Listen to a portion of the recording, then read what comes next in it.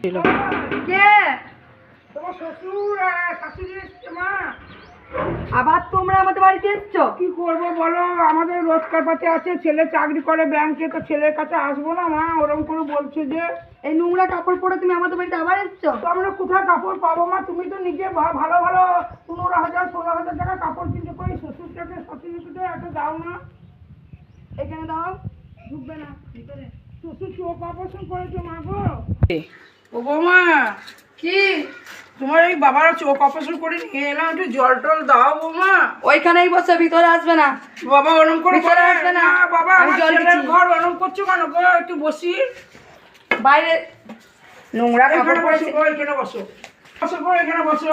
আমার ছেলে রোজগারে করেছে আর এরম করছে আমার ছেলেকে। তোমাদের নোংরা কাপড় পরেছে, এখানে বসবে না। কি হবে গো, নোংরা কাপড়? আমাকে কাপড় চুপড় দাও না, তো কি করবো বলো? ছি ছি ছি, এই নোংরা কাপড় পরে খাটে এই সোফায় বসে গেল। উঠো উঠো, এই নোংরা কাপড়ে বসো না। তুমি চোখ অপারেশন করেছো তো বাইরে যাও, যাও। হ্যাঁ, তো বাইরে গেলে হবে? রোজগার আমার ছেলে এসব করেছে আর এরকম করে বার করে দিতে। দেখো দেখো কি চলে, দেখো তো মায়। চলো আমরা গাছতলায় গিয়ে কারোর পাড়াতে যাই, গিয়ে দেখি মল্লিকা দুটো ভাত মাছ দেয় নাকি, এক গ্লাস জলও দিল।